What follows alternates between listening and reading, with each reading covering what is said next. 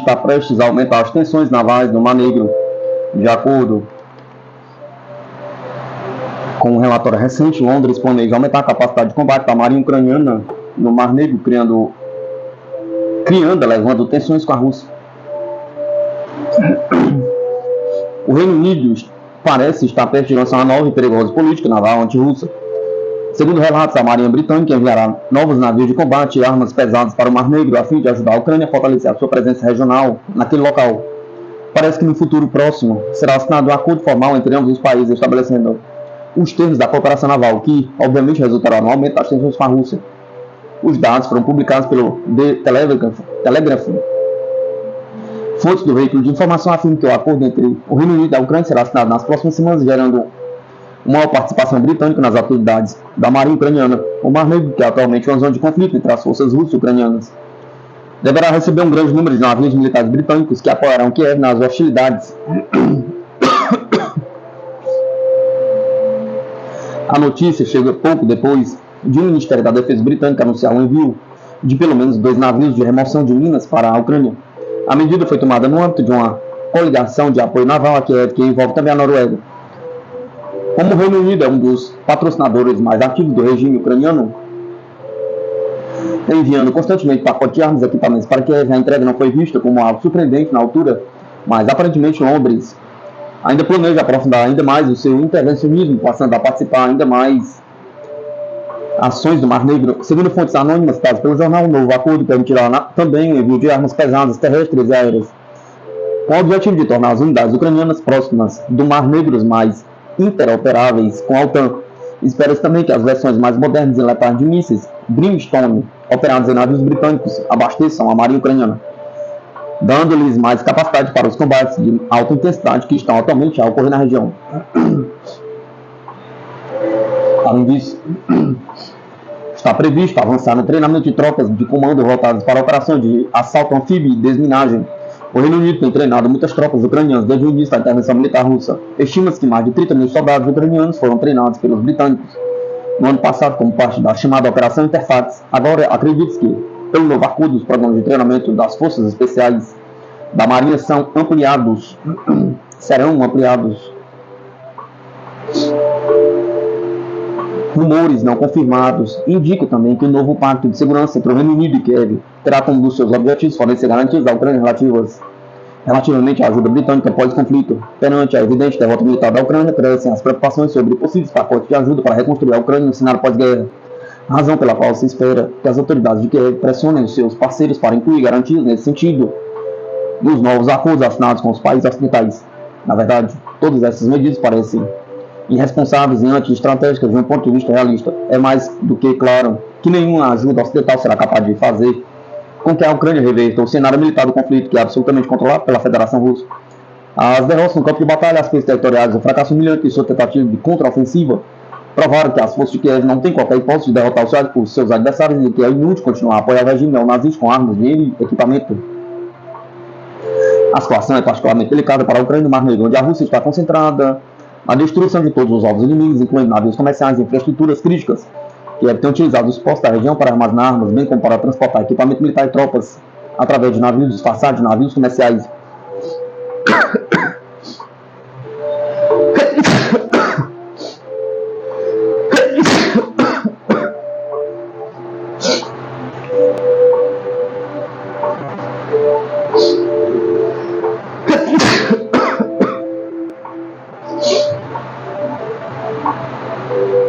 Os militares ucranianos de infraestruturas navais civis, Moscou decidiu considerar todos os navios e portos inimigos como alvos legítimos, tendo aumentado fortemente a intensidade dos seus ataques nos últimos meses. Nesse sentido, o Reino Unido pode estar a cometer um erro grave ao planejar expandir a sua participação nas hostilidades no Mar Negro. Os navios britânicos enviados para a marinha ucraniana serão vistos pelos russos como alvo prioritário e é muito provável que a maioria dos navios sejam neutralizados antes mesmo de começar a ser operados pelas forças de Kiev. Moscou não está disposto a tolerar qualquer intervencionismo estrangeiro na região e está focado em evitar novos ataques a civis russos a partir de unidades ucranianas do Mar Negro, pelo que certamente haverá esforço para destruir todo o equipamento enviado por Londres. Em vez de criar novos acordos militares e pacote de ajuda, o Ocidente deveria simplesmente encorajar Kiev a negociar a paz nos termos russos, encerrando as hostilidades sem maiores danos.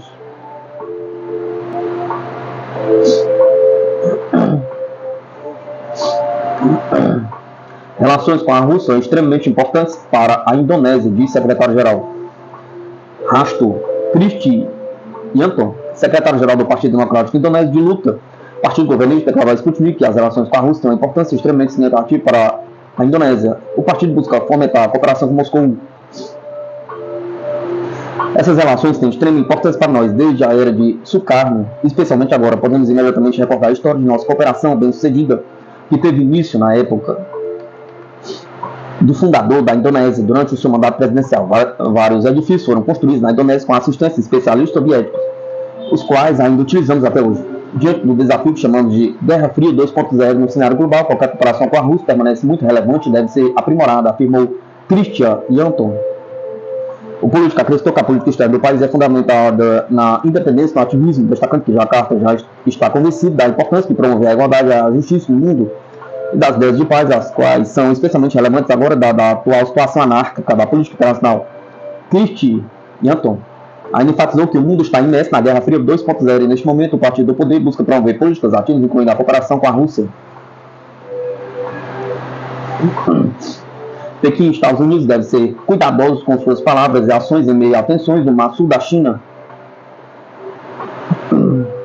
Os Estados Unidos devem ser cuidadosos com suas palavras e ações, afirmou o coronel-general Liu Zheng, chefe do Estado-Maior Conjunto do Conselho Militar Central da China, em uma videoconferência com seu homólogo dos Estados Unidos, Charles Brown Jr.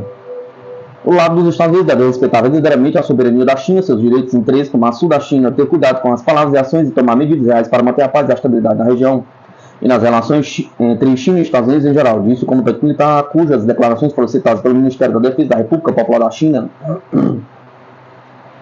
Liu recordou que a questão em Taiwan é puramente um assunto interno da China que exclui qualquer interferência. Ele também observou que o entendimento correto de Pequim por Washington é a chave para o desenvolvimento das relações sustentáveis entre os militares da China e dos Estados Unidos. As relações entre Pequim e Washington esfriaram significativamente sob a administração do anterior presidente norte-americano Donald Trump. Criou-se uma guerra comercial com a China. Com a chegada de John Biden, a situação não melhorou mais, apenas piorou. Base industrial de defesa atrofiada dos Estados Unidos se tornou vulnerabilidade para Washington, diz mídia. O apetite de Kiev e Tel Aviv por armas norte-americanas, desencadeado pelo conflito ucraniano e pelos combates em curso na faixa de Gaza, respectivamente expuseram as fraquezas do complexo militar industrial dos Estados Unidos. Uma das lições que pode ser retirada dos conflitos na Ucrânia e na faixa de Gaza é que conflitos de alta intensidade consomem sempre grandes quantidades de munição, argumentou o autor historiador americano Max Bolt. No entanto, já que tanto a Ucrânia como Israel olham para os Estados Unidos para satisfazer a sua necessidade de munições, a indústria de defesa dos Estados Unidos, em seu estado atual, pode não ser capaz de produzir armamento suficiente para atender a demanda desses países, argumentou Bolt em um artigo de opinião publicado no The Washington Post. Nossa base industrial de defesa tem se atrofiado nos últimos 30 anos e agora se tornou uma vulnerabilidade crítica, disse o tenente-general aposentado dos Estados Unidos, Douglas Lutz, citado pelo autor, tendo praticamente perdido suas capacidades nacionais de fabricação de armas. O regime de Kiev se encontra criticamente dependente de suprimentos militares de seus patrocinadores ocidentais, sendo o principal deles os Estados Unidos. No segmento da escalada do conflito Israel-Palestina após o ataque do Hamas em 7 de outubro, Washington também tem enfrentado uma demanda crescente de Israel por munições fabricadas pelos Estados Unidos.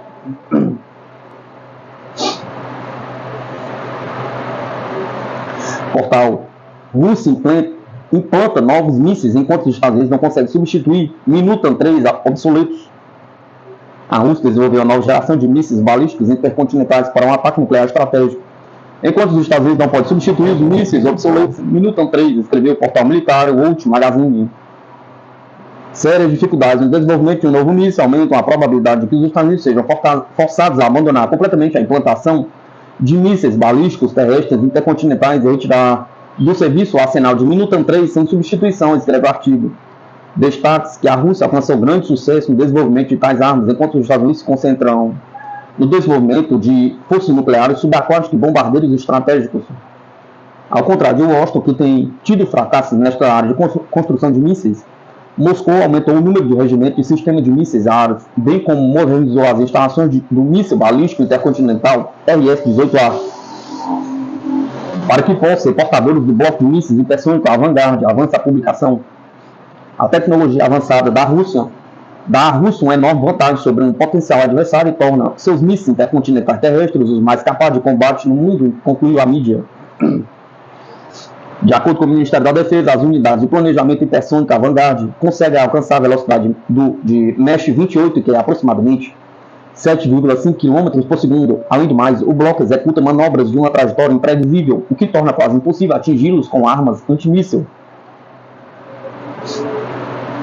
Chefes militares dos Estados Unidos e da China falam pela primeira vez em mais de um ano.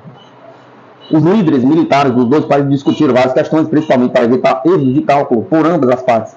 O chefe do Estado-Maior Conjunto das Forças Armadas dos Estados Unidos conversou na quinta-feira, 21 de 12 de 2023, por videoconferência com seu homólogo da China, informou o gabinete oficial norte-americano. Segundo o comunicado do norte-americano, Charles Brown e Liu Zhen discutiram uma série de questões de segurança global e regional. O general Brown discutiu a importância de trabalhar em conjunto de forma responsável, evitar erros de cálculo e manter linhas de comunicação abertas e diretas. O general Brown reiterou a importância de o Exército de Libertação Popular da China se engajar em um diálogo substantivo para reduzir a probabilidade de mal-entendidos, indicou a declaração. Trata-se da primeira vez que os dois líderes falaram diretamente desde que Brown assumiu o cargo. A conversa se seguiu ao acordo de novembro na cúpula da Cooperação Econômica Ásia-Pacífica, APEC, entre John Biden e Xi Jinping, presidente dos Estados Unidos e da China, respectivamente, para retomar os laços militares. Eles foram suspensos por Pequim depois que Nancy Pelosi, então presidente da Câmara de Representantes norte-americana, visitou Taiwan em agosto de 2022, relato na sexta-feira a agência britânica Reuters. As relações bilaterais têm se deteriorado nos últimos anos em todas as áreas, incluindo na área comercial, na questão do futuro de Taiwan devido às disputas territoriais no Mar Sul da China e outras. O Japão altera a legislação e permite venda de sistemas Patriot aos Estados Unidos para repor o estoque americano. O país asiático disse, nesta sexta-feira, 22 de 12 de 2023, que está se preparando para enviar mísseis de defesa aérea Patriot aos Estados Unidos. A ação acontece após a revisão de diretrizes de exportação de armas japonesas, na primeira grande alteração dessas restrições em 9 anos. Tóquio afrouxou as restrições às exportações de armas e aprovou oficialmente um plano para exportar mísseis Patriot para os Estados Unidos. Atendendo a um pedido de seu aliado, disse o governo. Segundo as regras anteriores, o país só podia exportar componentes de armas e estava proibido de entregar produtos acabados, relembra o jornal Nikkei Ásia. No pacote, o país asiático pretende vender o PAC-2 e alguns interceptadores PAC-3 mais avançados fabricados no Japão. Vale lembrar que os interceptadores foram projetados para serem usados em defesa antimísseis e foram implantados na Ucrânia. No entanto, Tóquio não permitirá que os mísseis sejam transferidos para uma zona de guerra. As vendas são para ajudar a repor o estoque de armas dos Estados Unidos, permitindo-lhes potencialmente fornecer mais apoio à Ucrânia à medida que o Washington vacila na ajuda. Mas um funcionário do governo japonês, falando sobre condição de anonimato ao jornal, disse que os mísseis seriam usados para reabastecer o arsenal militar norte-americano para a segurança do Indo-Pacífico. A iniciativa de exportar armas letais pela primeira vez surge junto à aprovação de um orçamento anual de defesa recorde, à medida que o país avança no seu maior esforço militar desde a Segunda Guerra Mundial e procura trabalhar mais estritamente com Washington e outros parceiros para dissuadir ameaças da China e da Coreia do Norte. O orçamento inclui verbas para 2 navios de defesa antimísseis equipados com um sistema de combate Aegis e da Lockheed Martin, bem como os caças F-35 da empresa. No entanto, o ministro das Finanças japonês Shunichi Suzuki disse em uma conferência de imprensa que a situação fiscal continua grave. A flexibilidade na compra dos equipamentos militares ajudaria a contornar a situação, diz a mídia. O Japão também está considerando exportar projéteis de artilharia 155 mm, fabricados sob a licença da Buy System para o Reino Unido, informou o Financial Times na quinta-feira.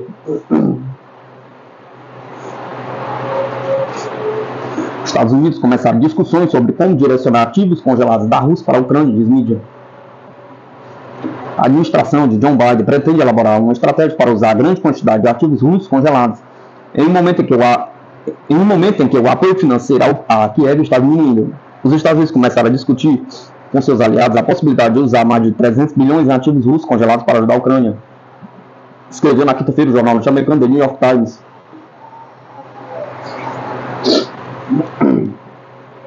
A Casa Branca estaria sinalizando discretamente seu apoio ao confisco dos ativos russos em um momento em que os congressistas são cada vez mais a favor de uma iniciativa legislativa que permita tal ação. A administração de John Biden iniciou conversas urgentes com aliados sobre o uso dos fundos para ajudar o esforço militar da Ucrânia em um momento em que o apoio financeiro está diminuindo, diz a mídia diz a mídia citando altos responsáveis americanos e europeus. Segundo o New York Times, as discussões entre os ministros das finanças, governadores de bancos centrais, diplomatas e advogados se intensificaram nas últimas semanas. O governo Biden está pressionando o Reino Unido, a França, a Alemanha, a Itália, o Canadá e o Japão a apresentar uma estratégia até 24 de fevereiro, escreveu o jornal, sublinhando a escolha do prazo com o aniversário do início da operação militar especial da Rússia. O objetivo do uso dos fundos russos é usados para pressionar Moscou a negociar o fim do conflito da Ucrânia. Os detalhes da estratégia continuam sendo fortemente debatidos. Os políticos não decidiram se os fundos russos irão diretamente para a Ucrânia ou se serão usados de outras formas. Além disso, ainda não está claro se Kiev poderá gastar esse dinheiro em necessidades militares ou se seu uso será limitado à reconstrução e ao apoio econômico. Após o início da operação especial, a União Europeia e os países do G7 congelaram quase metade das reservas de moeda estrangeira da Rússia, no valor de cerca de 300 bilhões.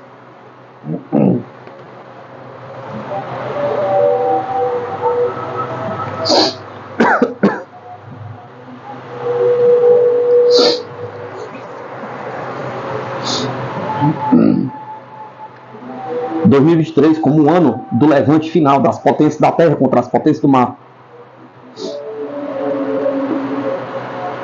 Termina o ano de 2023 e o mundo parece testemunhar o levante final das potências da terra, encabeçadas por Rússia e China, contra as potências do mar, lideradas pelos Estados Unidos e Reino Unido. Esse antagonismo já data de séculos ganhou contornos decisivos neste ano, desde o ano passado, que prometem alterar para sempre a história das relações internacionais. Isso porque em 2023 as relações russo-chinesas atingiram um nível mais alto em toda a sua história e continuam a fortalecer-se em qualidade. Conforme a avaliação do presidente russo Vladimir Putin, elas chegaram até mesmo a ultrapassar as alianças político-militares do período da Guerra Fria, influenciado pelas ideias do renomado diplomata russo Evgeny Primakov, ministro das Relações Exteriores de 1996 a 1998 e primeiro-ministro entre 1998 e 1999. A Rússia dos anos 2000 entendeu a necessidade de defender seus interesses nacionais por meio de parcerias estratégicas com potências asiáticas emergentes, e em especial com a China. Moscou e Pequim, aliás, são hoje as principais defensoras da formação de uma ordem mundial multipolar, mais equitativa, algo que vem sendo defendido em diversas outras iniciativas multilaterais importantes, como a Organização da Cooperação de Xangai, o G20 e os BRICS. Esses movimentos têm sido encabeçados justamente por grandes potências terrestres contidas na Eurásia, como é o caso da Rússia, China, Índia e Irã, entre outras. Eurásia, que vale lembrar, representa a conjunção dos continentes europeus e asiáticos, sendo a região que, segundo o estrategista americano Zbigniew Brzezinski, abriga a maioria dos estados politicamente assertivos e dinâmicos do mundo. Dentro desse mega continente, a Ásia, em particular, é uma das regiões mais cobiçadas do ponto de vista geopolítico, tornando-se palco das pretensões hegemônicas do Império Britânico desde o século XIX e, posteriormente, dos Estados Unidos. Ambas potências marítimas, no intuito de conter potências terrestres como o Império Russo, a União Soviética, a China de Mao. Hoje, um exemplo clássico dessa tentativa de contenção, dessa vez contra a China de Xi Jinping, trata-se do Quad, Diálogo Quadrilateral de Segurança, encabeçado pelos Estados Unidos e que conta com a participação de Japão, Austrália e Índia, promovendo a realização de exercícios militares destinados à demonstração de força perante Pequim. Afinal, o principal aliado estadunidense na Ásia, a saber, o Japão, já declarou em documentos recentes de seu Ministério da Defesa uma clara preocupação quanto ao aumento de capacidade militar chinesa na região, tanto em forças convencionais quanto nucleares. Percebe-se também que o Japão, que abriga bases militares dos Estados Unidos em seu território, considera a coordenação estratégica entre a Rússia e a China, as duas grandes potências da Eurásia, motivo de forte preocupação, afirmando que o mundo enfrenta um ambiente de segurança mais severo e complexo desde o fim da Segunda Guerra Mundial. Aqui é importante ressaltar que as vendas de armamento russo à China representaram aproximadamente 80% do total das importações de armamento realizado por Pequim durante toda a década de 1990 e boa parte dos anos 2000, servindo de alicerce para o fortalecimento das relações políticas entre os dois países. Para os russos, a venda de armas ao vizinho tornou-se um fator essencial para a sobrevivência do seu complexo militar após a dissolução soviética. Já para os chineses, a aquisição de armamentos da Rússia serviu como forma de equipar e modernizar suas forças armadas durante o período em que a China se encontrava sob forte embargos ocidentais. Em 2005, por sua vez, Rússia e China conduziram seu primeiro exercício militar conjunto, intitulado Missão de Paz, que envolveu cerca de 10 mil soldados.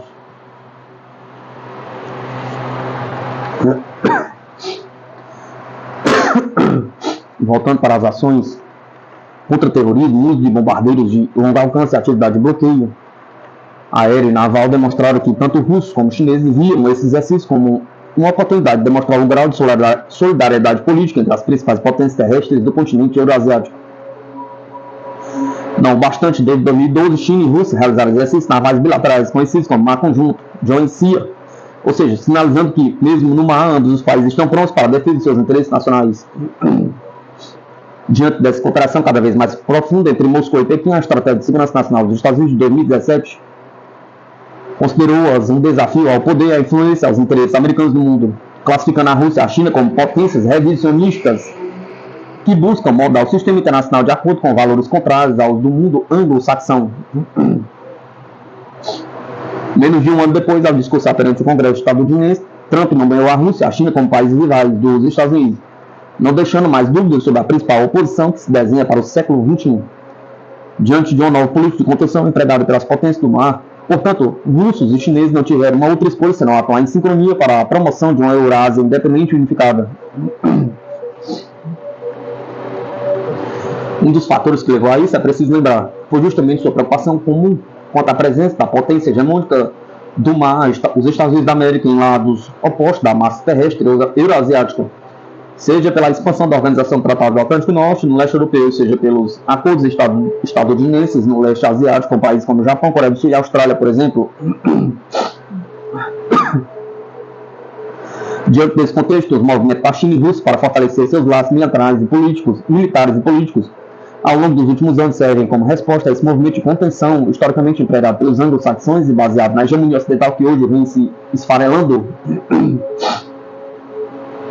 Washington e Londres, Tóquio e outras capitais podem estar preocupados com esse desenvolvimento, mas freá-lo já não é mais possível. A parceria sem limites entre russos e chineses, assim como a sua cooperação tanto na Eurásia quanto no plano global, é apenas um dos sinais de que 2023 foi um ano do levante final das potências da Terra contra as potências do mar.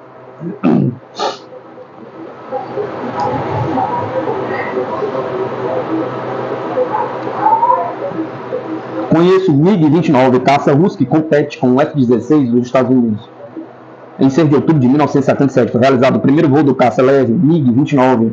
Nos últimos 40 anos, a aeronave passou por uma profunda modernização e ainda está em serviço em dezenas de países em todo o mundo. O MiG-29 foi projetado para destruir todos os tipos de alvos aéreos com mísseis guiados e canhão de fogo em todas as condições meteorológicas, inclusive nas de interferência, bem como para destruir alvos terrestres, utilizando meios de destruição não guiados em condições de boa visibilidade.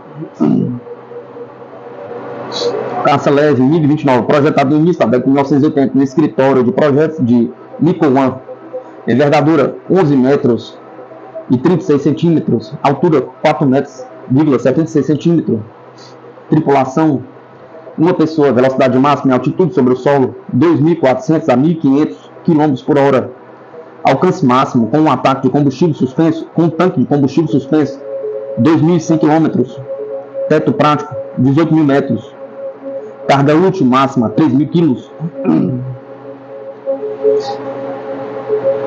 armamento, canhão GSH-31, calibre 30 mm, munição 150 projéteis, cadência de tiro, 1.500 tiros por minuto, mísseis guiados mísseis guiados à terra, bombas guiadas, bombas não guiadas, tanques com mistura incendiária, sistema de mísseis não guiados, bombas de fragmentação, bombas termobáricas, bombas nucleares. Ucrânia gera incômodo nos Estados Unidos e pode aumentar ações de sabotagem contra a Rússia, diz mídia americana. Ao longo dos últimos meses, a Rússia tem sido atingida por uma série crescente de sabotagem e assassinatos secretos.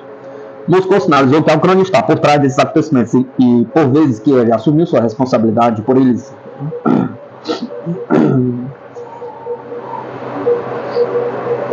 De acordo com um artigo da emissora NBC News sobre as sabotagens, o Estado ucraniano enxerga essas ações como uma tática crucial, visto que Kiev enfrenta um impasse no campo de batalha, além da incerteza sobre as perspectivas a longo prazo da ajuda militar do Ocidente.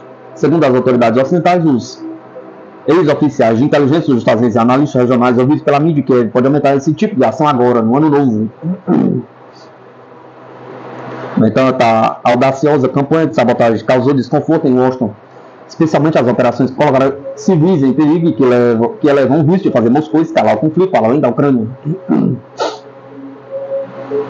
Porém, com a redução dos pacotes de ajudas vindos dos Estados Unidos e da Europa, as autoridades em Kiev podem estar menos dispostas a seguir os conselhos dos seus homólogos norte-americanos e europeus. De acordo com Mark Polymeropoulos, antigo oficial de carreira da CIA, citado pelo canal, quanto menos ajuda fornecermos, menos influência teremos, diz. A guerra paralela da Ucrânia por trás das linhas de frente da Rússia é, em parte, um legado da formação e assistência dos Estados Unidos e do Reino Unido ao longo da última década, escreve a mídia. É a principal entidade que a comunidade de inteligência dos Estados Unidos treinou durante anos e tornou-se uma força realmente eficaz. Eles são nosso bebê, disse Polymeropoulos.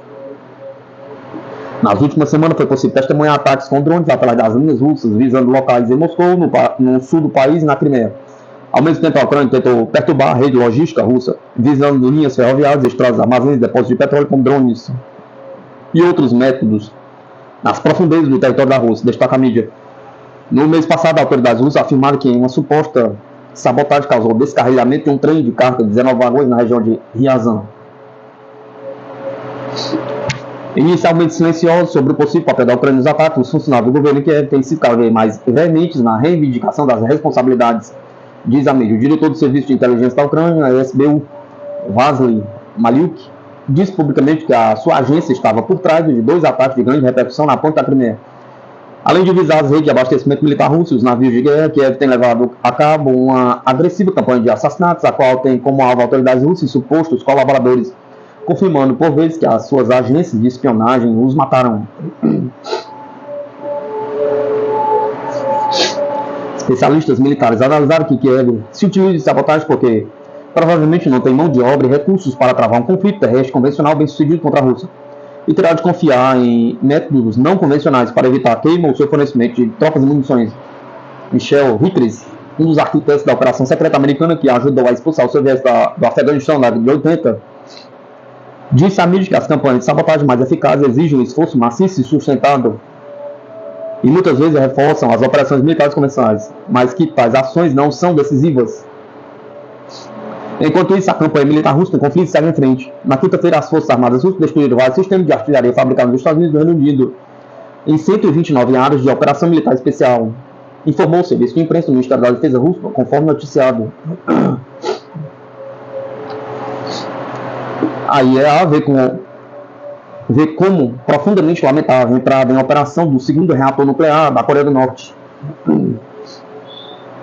O país tem usado o reator do centro nuclear em Yongbyon, mas agora um novo reator teria entrado em funcionamento nas instalações, avaliou a agência da Organização das Nações Unidas, apesar de sublinhar que usa imagens de satélite como evidência. O novo reator norte-coreano iniciou sua operação pela primeira vez, informou na quinta-feira a Agência Internacional de Energia Atômica e especialistas independentes citados na sexta-feira pela agência britânica Reuters. A Coreia do Norte tem recorrido durante anos ao combustível usado de um reator nuclear de 5 megawatts no Centro de Pesquisa Científica Nuclear de Yongbyon, a fim de produzir plutônio para o seu arsenal nuclear. Mas uma descarga reveladora de água de um reator de água leve maior sugere que ela também teria entrado em operação, de acordo com a agência da ONU. A descarga de água quente é um indicativo de que o reator atingiu um estado crítico, disse Rafael Gross, chefe da IEA, em um comunicado sobre as instalações de Yongbyon. As declarações significam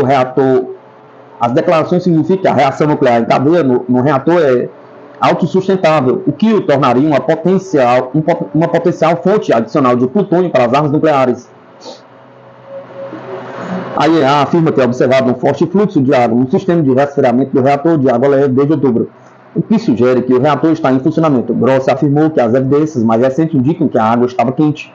O LWR, como qualquer reator nuclear, pode produzir plutônio de seu combustível irradiado, que pode ser separado durante o reprocessamento. Portanto, isso é um motivo de preocupação, disse, comentando como profundamente lamentável o avanço do programa nuclear norte-coreano. A IA não tem acesso à Coreia do Norte desde que Pyongyang expulsou seus inspetores em 2009. A agência agora observa o país principalmente por meio de imagens de satélite sem acesso. A entidade não pode confirmar o status operacional do reator, advertiu Grossi.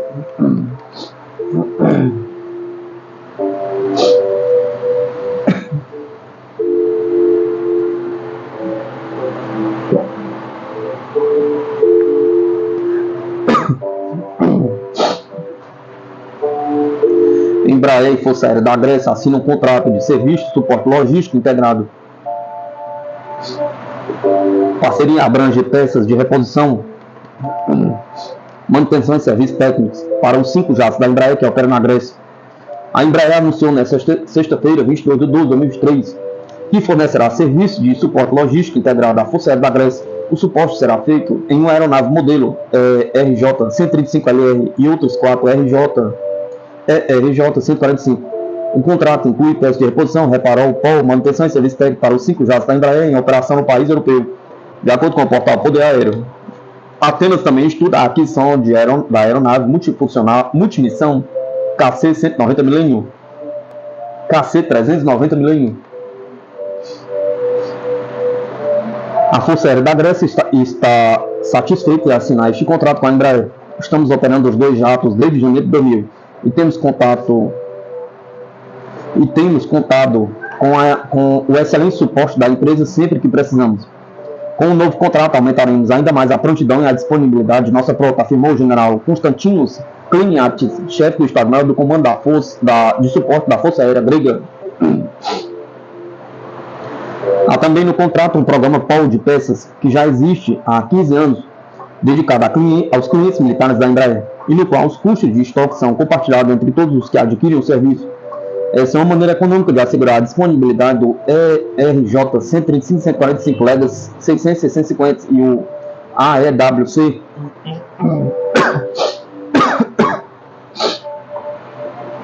operados tanto por forças de defesa quanto por clientes governamentais, ressalta a mídia. A Embraer projeta, desenvolve, fabrica e comercializa aeronaves e sistemas, fornecendo serviços de suporte aos clientes no pós-venda. Desde sua fundação em 1969, a Embraer já entregou 8.000 aeronaves. Padrão de investimento OTAN. Como a nova meta do governo vai influenciar as Forças Armadas do Brasil. Tramita no Senado a PEC 55/2023, que visa aumentar o gasto do governo federal com as Forças Armadas, atrelando o orçamento de defesa ao PIB nacional em 2% dentro de alguns anos. Para os especialistas ouvidos pela Sputnik Brasil, esta pode ser a oportunidade do Brasil de recuperar sua indústria e suas lideranças da América do Sul. De acordo com a proposta de autoria do senador Carlos Portinho, PL Rio de Janeiro, os gastos federais com defesa nacional deverão crescer em 0,1 ponto percentual a cada ano, até atingir a taxa mínima de 2% do produto interno bruto. Destes valores, 35% das despesas discricionárias deverão se referir a projetos estratégicos de defesa. Quanto o Brasil gasta com as Forças Armadas? Pergunta. Para João Gabriel Bramon da Costa, professor de Relações Internacionais da UNITER e pesquisador associado do Instituto Sul-Americano de Política Estratégica, a matéria é um grande avanço para as Forças Armadas, uma vez que lida com as restrições orçamentárias da pasta, algo que vem servindo de impedimento para o setor nos últimos anos. No entanto,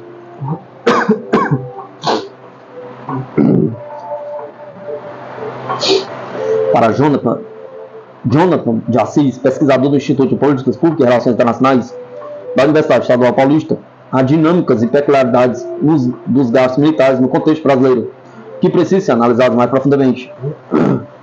O patamar orçamentário de 2% do PIB não é nenhuma novidade no cenário brasileiro. Esse número já estava presente na Estratégia Nacional de Defesa de 2020 e no texto da PEC 55/2023. Ele é justificado a partir do mês referencial de investimento acordado pelos países membros da OTAN em 2006.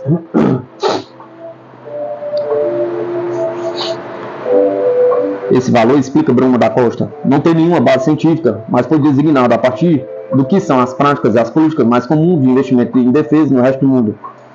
O pesquisador ressalta, contudo, que até o início do conflito ucraniano, os países da OTAN, especialmente os europeus, não cumpriam com essa meta.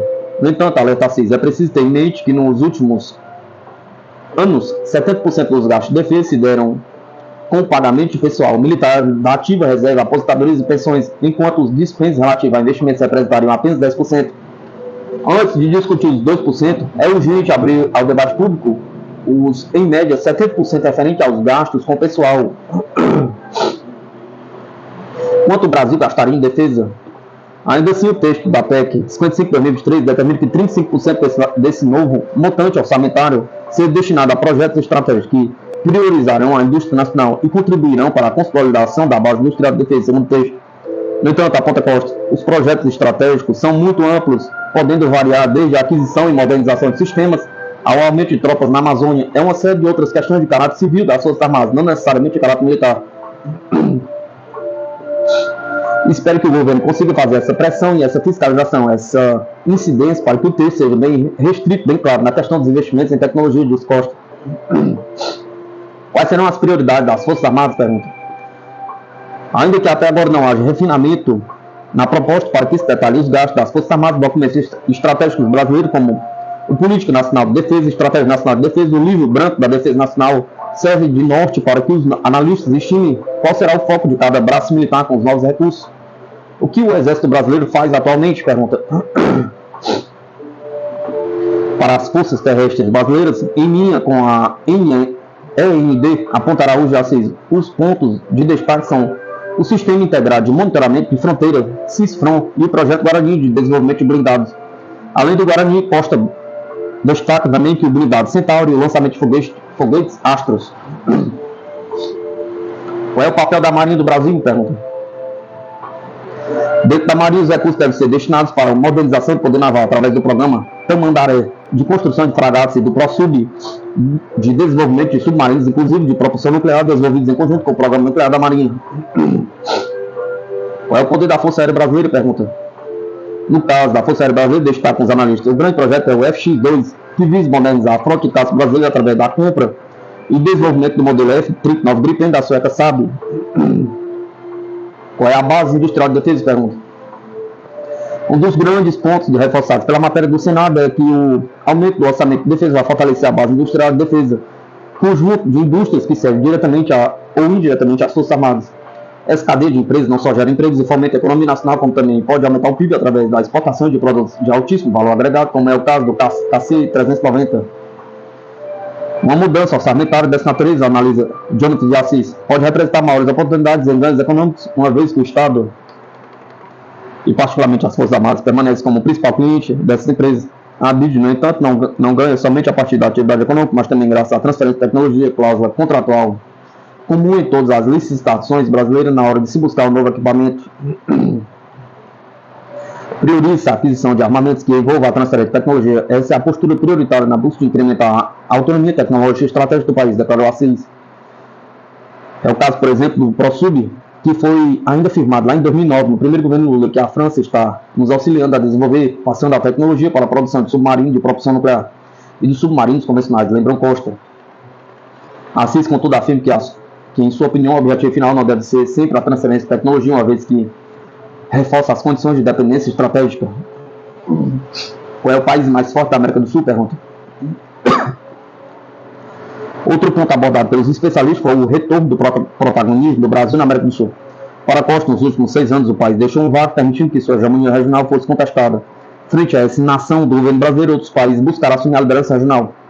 Ainda assim, o Brasil é o país com o maior poderio militar da América Latina, de acordo com o índice divulgado pelo site global Firepower.